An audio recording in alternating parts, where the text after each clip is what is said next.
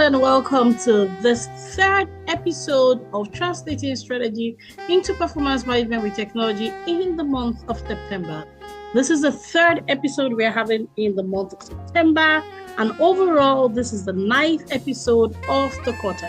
Translating Strategy into Performance Management with Technology here on Amoge Radio Communications. I remain your host, Tolu Omodara, welcoming you very warmly to the 10th edition of the program on Amoge Radio Communications. This beautiful Monday, September 15, 2025. Wow, just like that, it's halfway into the month of September and the year keeps going. How have you been? How have your organizations been, your departments, your businesses, your institutions, all that you're responsible for?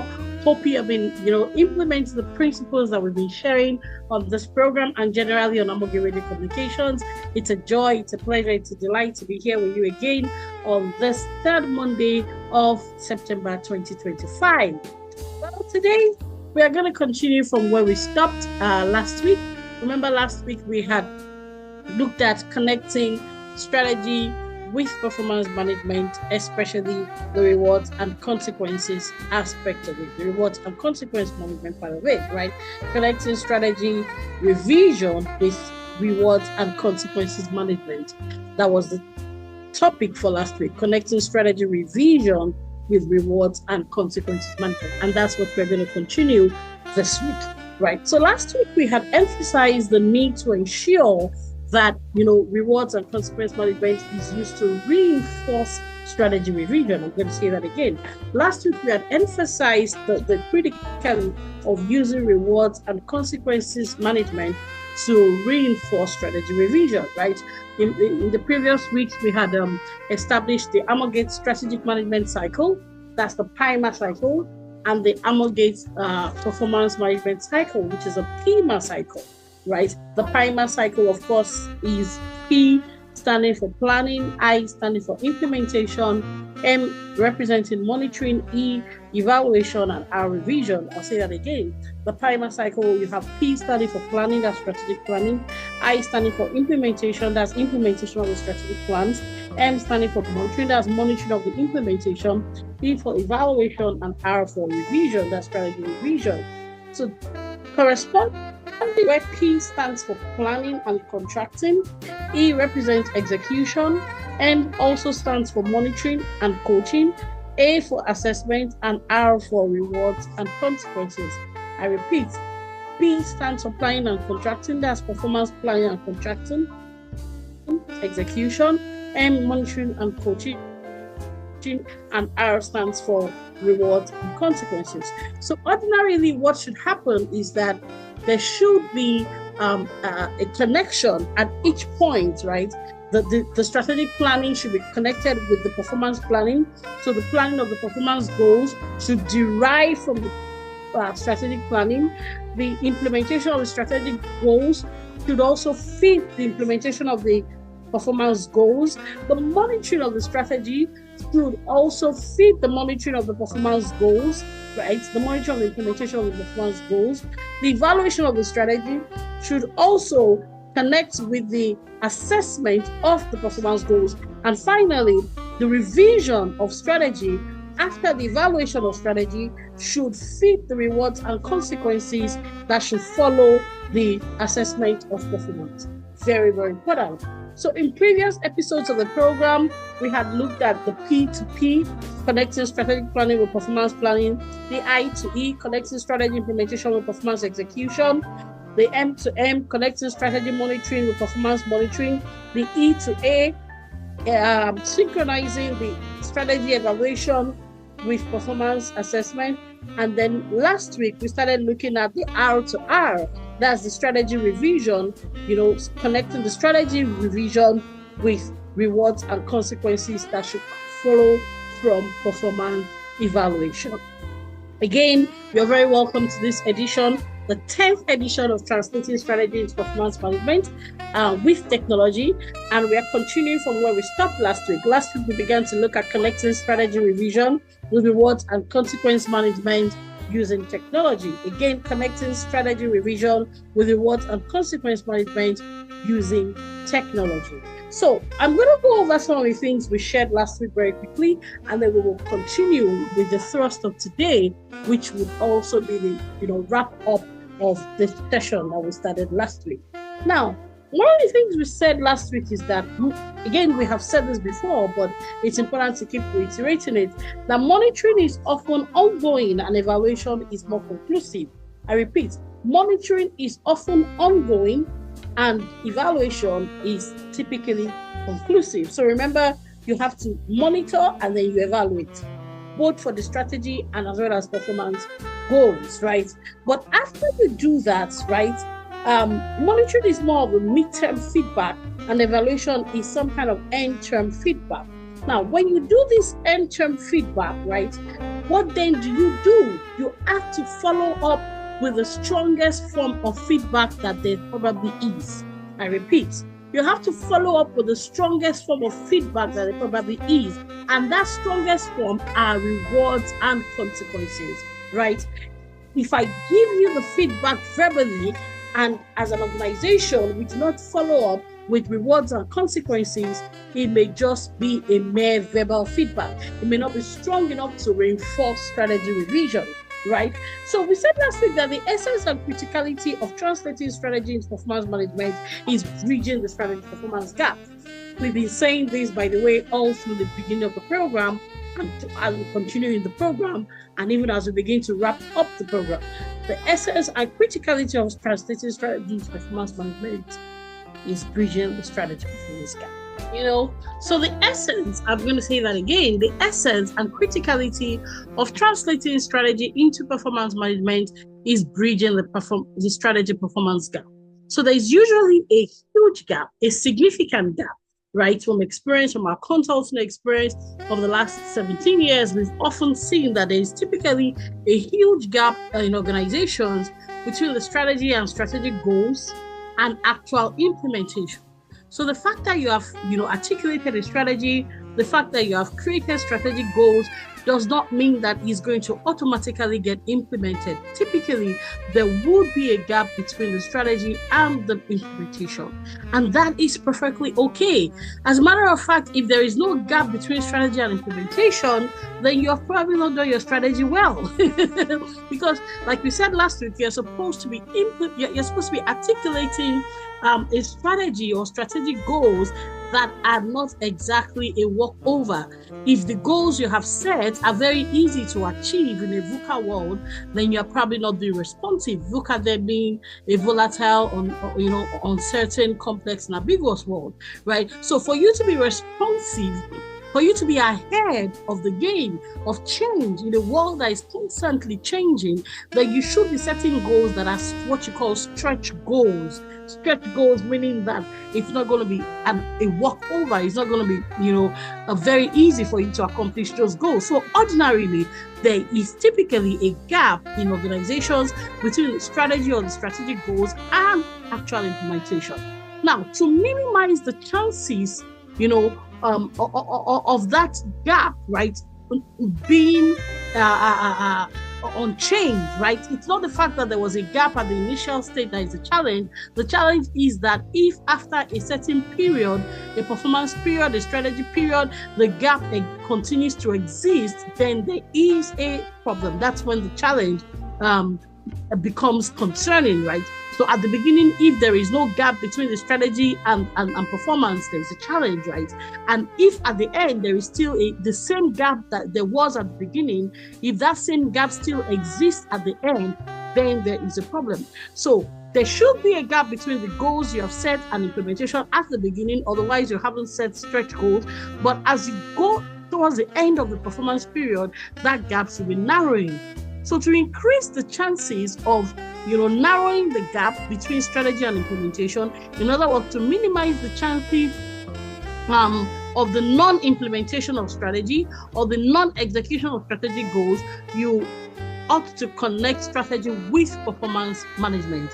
When strategy is connected with performance management, right, you can then ensure that you are translating the strategic goals set at the organizational level into performance goals at the lower levels of the organization, right? At the lower levels of the organizational hierarchy, right? Now, when that is well done, right, to ensure that that this is done exhaustively, to ensure that this is done comprehensively, you want to do your best to make sure that you are connecting every part of the strategic management cycle, like we said, the PIMA cycle, with the corresponding part in the in performance management cycle, right? So every part of the strategic management cycle, the planning, the implementation, the monitoring, the evaluation, and the revision should be connected as effectively as possible with the corresponding part in the performance management cycle, the planning, the execution, the monitoring, the assessment, as well as the rewards and consequences,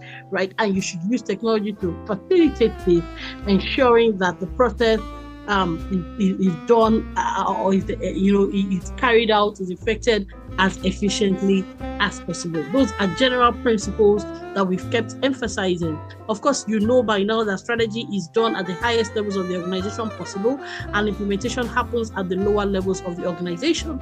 If strategy is not going to end up on the shelf, in other words, if it's not going to end up as a mere document that doesn't get implemented, then organizations must ensure that this connection we have been emphasizing for the last couple of weeks, for the last few weeks, this connection between strategy and performance management is established as effectively as possible, because performance management is the tool, the mechanism through which organizations either minimize or obliterate the gap between strategy and implementation. I'll say that again. Performance management is the tool, the mechanism through which organizations either minimize or obliterate the gap between strategy and implementation. Well, let me say one or two things specifically about the rewards and consequences management, and then we'll some of the things that we said last week, and then we go deeper into the thrust of this week. Now, we said you want to ensure that you are tying performance with rewards in order to encourage the behaviors or outcomes you would like to perpetrate. I'll say that again. You want to ensure that you are tying performance with rewards in order to encourage the behaviors or outcomes you would like to perpetrate. Rewards are one of the most powerful tools for shaping organizational behavior. And like we said last week, culture can eat strategy for breakfast. In other words, if you have the best strategy and you don't have, the culture to support that strategy, then what you're going to find out is that strategy may be dead on arrival. It may not make it to the point of implementation. It may not be implemented or sustainably implemented. So it's very important that you use rewards and consequences to reinforce strategy and to also, to also entrench strategy revision, right? So there are two things here. One, at the beginning, you want to use rewards generally to reinforce strategy, right? And then when you now conduct your strategy evaluation, remember the PIMA cycle, the E standing for evaluation. When you conduct your strategy evaluation, if you notice there are certain things that need to be adjusted, you also want to use rewards and consequences to modify the behavior accordingly to ensure that the strategy revision is not just done, but is done effectively and as promptly as possible. Let me just give a couple of examples here.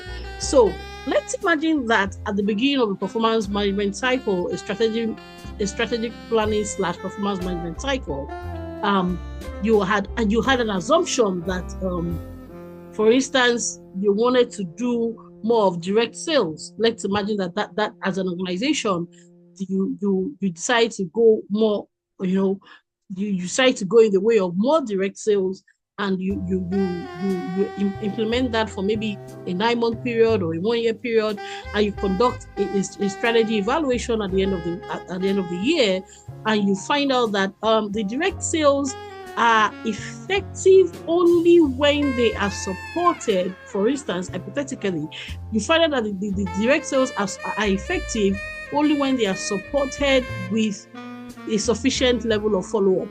Hypothetically, I'm just making this up. I haven't read this anywhere.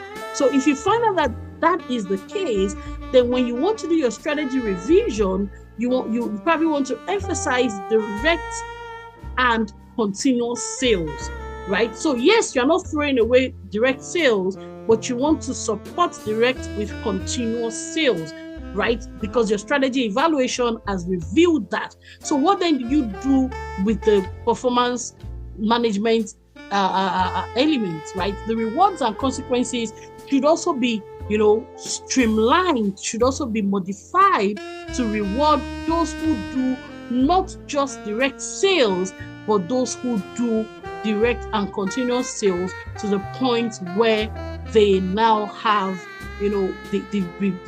the desired sales outcomes. Now, this is not going to happen by itself, especially if the organization had spent a considerable amount of time on direct sales only. So as you are attempting to modify the organizational behavior, rewards and consequences, should also follow, right? The R of performance management PMA cycle must be tied to the R of strategic management PARIMA cycle to ensure that the rewards and consequences, in this case the rewards, are being used to reinforce that strategy revision for every department, for every unit, for every region, for every individual who is progressing as expected, either meeting or exceeding targets with respect to direct or continuous sales. You also want to bring visible rewards. Remember what we said last week? Those kind of rewards should not just be done secretly, but they should be done visibly. And this is where you should use technology, right? You should use technology to bring visibility to such rewards, because you are attempting to modify the organizational behavior based on the strategy evaluation. My name is Tolu Madara. This is Amoge Radio Communications. We are still looking at connecting strategy revision with reward and consequences management of the 10th edition of Translating Strategy Performance Management with Technology. And we'll go on a quick commercial break and we'll be back. Sure.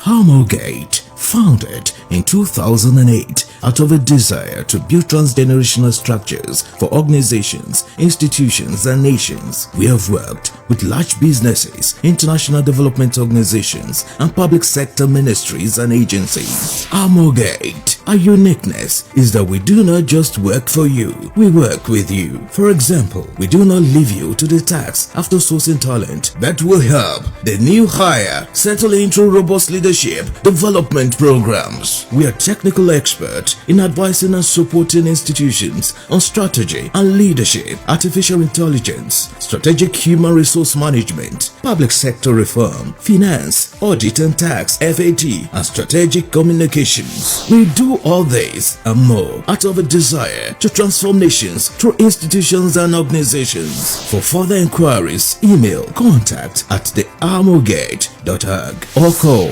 +234 810 999 6666, +234 807 957 4151, and +161 0504 6026. www.theharmogate.org. Harmogate, building to endure and transforming nations through institutions and organizations. You're welcome back. Thank you very much for still being here with us. And we're still continuing with where we stopped last week, and we're going to, emphasize certain things that are very critical. Last week we mentioned the fact that you want to use rewards, like I was saying, you want to use rewards to differentiate performance as well. Now, if you just give rewards in a blanket manner because leaders lack the courage to differentiate performance, right? If you give rewards in a blanket manner, in other words, you give everyone the same level of reward, whether or not they have performed, more than others, then what you do is that you are not going to reinforce the strategic behaviors you need. Strategic there meaning that you have already identified certain behaviors, certain activities that would drive the strategy, the organizational strategy, that would reinforce the organizational strategy, that would ensure that the organizational strategy does not end up on the shelf, but makes it to the point of implementation. Whatever you reward, you will perpetuate. Whatever you reward, you would reinforce. So rewards and consequences are a very powerful, potent tool for shaping organizational behavior and also reinforcing strategy and strategy revision. Extremely important. right? So you cannot afford to fail as an organization in differentiating performance. The moment you fail in differentiating performance, you are likely to fail in implementing strategy. I'm going to say that again. The moment you fail in differentiating performance, you are likely to fail in implementing strategy. Last week, we mentioned the fact that typically strategy is often at the minimum ambidextrous. Ambidextrous there meaning that at the minimum, it calls for you to use your typical hand and your other hand. Your typical hand there is like the exploitative part of your strategy. It's not the explorative part of your strategy. It's the part that is not calling, it's not calling for you to do what you haven't done before.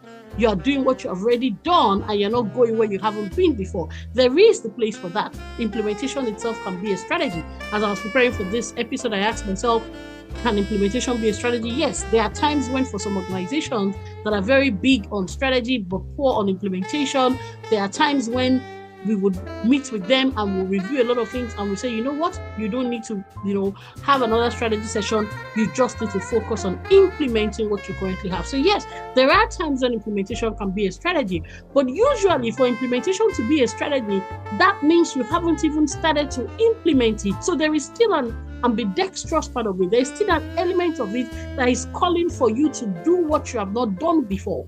Right? If you have done it in the first instance, if you have implemented it, relatively well, then you often would not be strategizing around it. You typically, when you talk about strategy, at the minimum, there's an ambidextrous element of it, which means that there's a part of it that is uncomfortable. There's a part of it that is the blue ocean. Blue ocean there meaning where the whales have not gone. In other words, it's a new area. It's calling for you to do what you have not done before. And why is it important for you to use rewards and consequence management to reinforce strategy, especially the element of strategy that is calling for the new? Because you are typically, as an organization, you're typically asking people to do what they have not done before. You as an organization are also going where you have not gone before. Remember what we said about the VUCA world? It's a volatile, uncertain, complex, and ambiguous world. It's an artificial intelligence world. It's a world with all kinds of economic downturns and upturns. There's a lot that is constantly changing in the world we are in. And so as an organization, you must equally stay responsive, if not ahead of the changes. At the minimum, you must be responsive to the changes and if possible, ahead of the changes. But if you are not rewarding performance, especially top performers who have what it takes or who develop what it takes to go into the blue ocean, to go into the arena where there are not many sharks, where others have not ventured into. If you are not using your rewards and consequence management processes, especially your rewards, your total rewards, your financial and non-financial rewards, right, to reinforce that strategic behavior, that strategic activity, or those strategic activities that take on the areas that you need to explore, your exploratory activities, not just the exploitative activities, then before long, you are going to kill the culture in the organization, the culture of taking on the new, the culture of innovating, the culture of, exploring, the culture of balancing the tested waters with the new, the new ventures, with the innovative, the innovative activities that you will need to cope, and not just to cope, but ultimately to thrive in, not just to survive, but ultimately to thrive in a VUCA world. This is very, very important. So once you have that element of strategy, right, whether it's a strategy revision, in other words, maybe you have done your strategy evaluation, and you're now revising an element of it so that you can be as responsive as possible to either changing market dynamics or geopolitical geopolitical changes, or whatever it is that you need to respond to. You are either using rewards and consequences to shape behavior and to reinforce those strategic activities that are in line with the strategy revision, or you're also using rewards and consequences even at the beginning to encourage the behavior that is necessary, the behaviors, the activities, the effort that are necessary to even implement the strategy to start with. Very, very, very important. Because strategy does not implement itself, you have to ensure that your reward is, is reinforcing the strategic activities and outcomes that you are expecting. Very, very important. This is where the rubber hits the road, we said last week, and we stand by that, right? Now, let's talk a little bit about how do you use technology to enable this? How do you use technology to enable this? The first thing, like we've said a number of times on this program, is that you must use technology to bring visibility to exceptional performance. I'll say that again. You must use technology to bring visibility to exceptional performance, right? They are the outlier. Now, the exceptional performance, unfortunately, can be both negative, unfortunately, can also be positive. So, when it comes to consequence management, you want to use technology to bring visibility to those who are performing way below the bar, and you also want to use technology to bring visibility to those who are performing significantly above average. Right? So this is where we talk about pre-programming the system, right? A system like ACEF, for instance, Amage Strategy Articulation and Implementation Framework, like is been programmed to define certain minimum bars, right? What is the minimum in terms of the qualitative performance? For instance, let's go back to the issue of sales. Let's say that you've already said a minimum of 80% of direct sales must be followed through on. Like there must be a minimum of 80% follow through ratio. Follow through there meaning that you're not just selling directly, but you're following to the point of conversion. So you convert those leads into actual sales. Right? So you're not just talking about direct marketing, but you're talking about conversion from the direct marketing. If that's the bar, if that's the minimum, you definitely want to you want to program the system to flag any sales that is higher than 80%. Now, when people meet their targets, it's important to acknowledge them, it's important to commend them, but when people exceed their target, it is very important to tie this to rewards management. Very, very important. That way, you are reinforcing the strategic direction of the organization.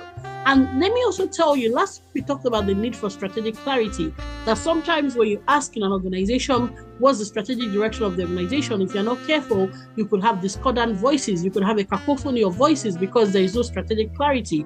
And once there's no strategic clarity, people will be going in different directions. Now, one of the things you do with rewards is that you use rewards to communicate in the most unambiguous of manner what exactly is the organization's priority. I'm going to say that again.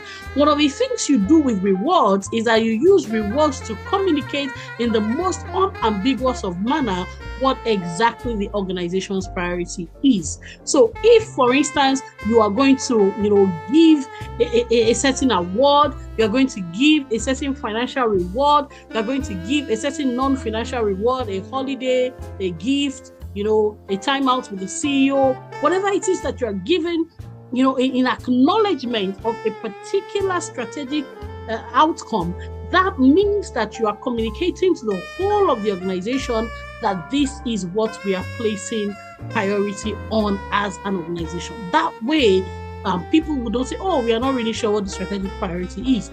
By the time you are rewarding that outcome, that effort, you are rewarding that particular investment of time, of energy, of creativity, definitely you are communicating clearly that this is the organization's strategic priority. It is really, really important. And like I said, you can use technology to flag those who go above bar. You can also use technology to invite also nominations, very, very important, right? You can ask people to nominate people who have done very well, those who think they have done exceedingly well, especially those who are not, for instance, on the same level as they are, because that way, hopefully, it minimizes the risk of conflict of interest, right? You can be asked, you can ask of your employees to nominate their peers. You can also ask them to nominate their those lower than them, their lower level staff. You can similarly ask them to nominate their managers or their, those at the higher level, whichever level you want to determine it. You can look within your organization, your policies, your processes, also your culture. Look at what is appropriate. Look at what you're trying to, encourage, what you're trying to nurture. But one thing is clear: it is very important to use rewards, right, and to also use technology to support nomination of those who have gone above and beyond. But the performance management software itself should also be programmed, very important, to by default automatically flag those who exceed the minimum target. Very, very important. Those are things that should be flagged automatically to the managers. You should also be flagged to the manager's manager at the minimum. There should be visibility, right? That is very important, because that way, at the minimum, you cannot fail to acknowledge at the minimum those who have exceeded the target, right? Now, why you want to flag it to the manager sometimes is also because you want to investigate it. You want to be sure that it was truly an exceptional performance. You want to be sure, so sometimes you just don't want it to be the manager. You also want it to be the manager's manager. But once those things have been verified, those things have been checked, the data has been checked, the evidence has been checked, and truly that individual or that unit or that department has gone over and beyond the minimum target, it's very important to reward visibly, to use technology to reward such performance, such top performance, to differentiate their rewards from that of others. This is very, very important, and that way you would be reinforcing that strategy revision or even the strategic direction to start with. Wow. I think this is where we are going to stop on today's edition of the program. I also think that we have at least we've been as comprehensive as possible on this point of connecting strategy revision with performance, rewards, and consequences. Very, very, very important, right? We started on this last week, and we are bringing it to an end this week. Please go back to Amoge Radio Communications, subscribe to our YouTube page, check out the different programs that we have heard, the different episodes of this program, and check out the different programs. So, for instance, I think my colleague, Dr. Titilola Ogunsona, at some point, I think she did a whole episode some time ago on talent attraction and retention strategies, and she spoke a lot to reward. So I'm not necessarily going to go over the kind of things that we already have done before on ARC. Please check out talent attraction and recruitment strategies. It was, or something, a similar program was done by Dr. Titilola Ogunsona. She spoke a lot about retention strategies, about rewards, about the role of rewards, even in strategy. I'm just alluding to it, right? This is just something I've touched on, but she did a whole quarter-long program on it. It's very important for you as organizations, as strategy leads, as strategic HR leads, to ensure that you are effectively synchronizing strategy revision and your performance, rewards and consequences strategy, your total rewards. And again, like we always say, if you need us to work with you, this is our strength, this is our passion. We have close to 2 decades of experience, of expertise, of cross-continental experience and expertise in this. We can help you work on your strategy. We can help you work on your total reward strategy. We can help you, ensure that you are synchronizing your strategy with your performance management processes. And this is our strength. We can build something unique to your organization, to your industry. We can help you establish clear processes that would guarantee that you are not just, articulating strategy, but you're also increasing the chances of implementing that strategy. Bridging the strategy performance gap is our passion and is also our area of exceptional expertise. Well, it's on this note that I think I'm going to draw a curtain on today's edition of the program. Thank you very much for following me. We're gradually coming to the end of this program, Translating Strategy into Performance Management with Technology. We'll be back again next week, and then we may be saying goodbye for the quarter after next week. But until then, please remember, you have to think strategy revision, but not just strategy revision. You must also remember to connect strategy revision with performance, rewards, and consequences. Extremely important, using technology. Otherwise, you may just be articulating strategy, but you may be leaving a wide gap between strategy and implementation. Bridging the strategy performance gap is what you do more of when you use your rewards and consequences to reinforce your strategic direction as well as your strategy revision. Thank you very much. And remember, don't just think strategy articulation, think strategy implementation, and also think strategy revision, and use performance, rewards, and consequences to bridge the strategy performance gap and to reinforce strategic direction as well as strategy revision. I repeat, use performance, rewards, and consequences to bridge the performance, the strategy implementation gap, and also to reinforce strategic direction as well as strategy revision. Thank you so much again. I'll be back same time, same station next week for what should be the last episode of the program, and we're going on a break for a quarter. Thank you, and enjoy the rest of the week. Enjoy the rest of the programs on ARC as well for the rest of the week. The rest of my colleagues will be bringing fantastic, rich programs, and gradually we'll also be coming to the end of a quarter, and we're going on a break until we see you next quarter. But I'll still be back same time next week, and we'll bring this all to a close. Thank you so much, and enjoy the rest of the week. Have a good one.